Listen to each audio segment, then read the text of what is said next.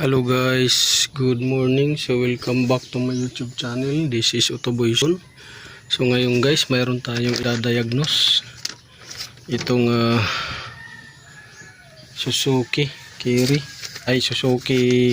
transformer. So ang issue nito guys ay may tumutunog. So tinanggal natin yung panel cover at ito sa sliding door. So may tumutunog. So sasarado natin ngayon. Ayan. Yun. Yung tunog na yung guys, yung hanapin natin. So dito wala dito kasi puro mga masikip yung tornilyo dito. Yan. Puro masikip. Dito rin wala tayong ano dito dahil puro masikip. Tapos dito sa guide puro rin masikip. Sa gitna. So ngayon dito naman sa handle dito masikip din. So yung tunog na nahanap natin ay yung nagbabibrate. So dito kung mapapansin niyo dito, sasarado natin to, walang tunog. Ayan, wala.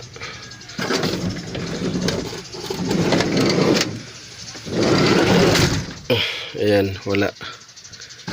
So, isa pa. Isarado natin to.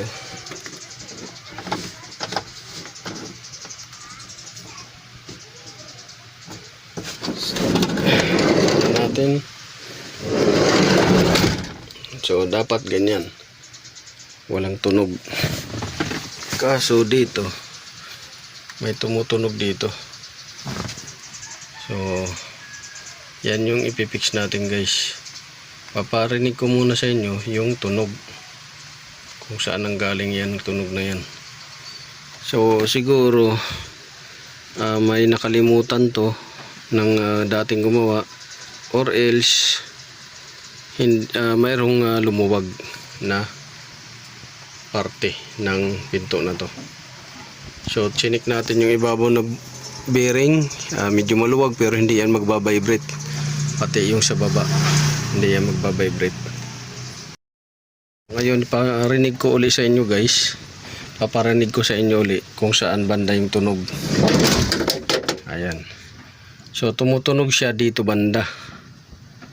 So dito banda tumutunog. So ngayon bubuksan natin uli.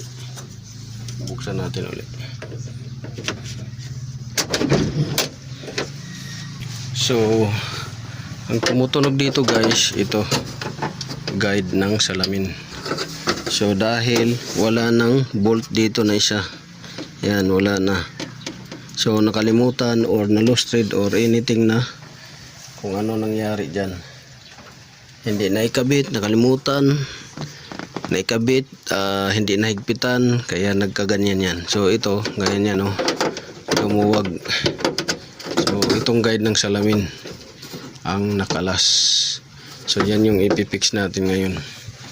So ngayon para ma-align yan, so kailangan ibaba natin yung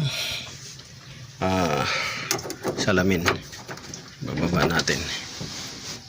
So yan, ilawan natin. Ayan, bababa natin. Yan, dyan lang.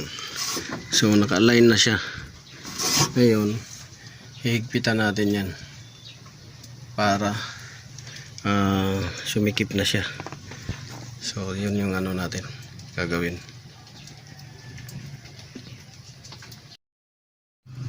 So ang tumutunog dito na pinto, pagka sinara ninyo guys, tumutunog na pinto nito ay itong guide ng salamin na yun. guide ng salamin. Yan yung tumutunog. Ayan, oh. Wala nang tornilyo doon sa baba. Wala na. So yan yung lalagyan natin ng tornilyo at higpitan natin yung sa taas, oh. Yan, higpitan natin yun tapos lagyan ng tornilyo dito kasi nagkukos din yan ng tunog pagka nasa rough road. So yan yung anuhin natin, fix muna natin dito dahil hindi natin ma-justify basta-basta kung saan talaga nanggagaling yung tunog dahil sumasabay itong tunog nito pinto. So yun yung ano natin para maayos. So ngayon higpitan na natin. Yan. So hindi na gumagalaw yung bolt sa taas. Yan, hindi na gumagalaw ito. Tapos hindi rin dito, di na rin gumagalaw. Nilagyan natin dito. So dati dito walang laman to na bolt. Nilagyan na lang natin. Tapos dito maluwag, hinigpitan natin. So ito, kailangan i-check nyo yung mga kable rin kasi baka may tumutunog din yan. So isara natin uli. So, tapos ayun, wala nang vibrate. Wala na yung kanina na nagba-vibrate. So na-fix natin yung issue. So yun. So ngayon kung maghahanap tayo ng tunog sa suspension, mako-confirm at justify na natin dahil na-fix natin itong sumasabay na tunog. So yun lang, this is Otoboy Son. Maraming salamat. Thanks for watching. God bless you all. Paki-subscribe at like, share na rin ng ating video para maraming makaalam nito.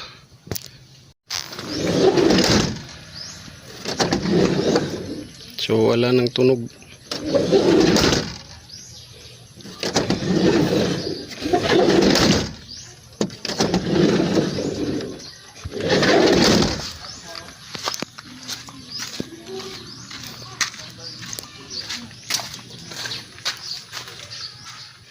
So yan, naibalik na natin guys. So ganun lang mag-check ng tumutunog ng mga pinto. So inayos muna natin yan kasi sumasabay sa tunog ng suspension. So kailangan maayos yan. So yun.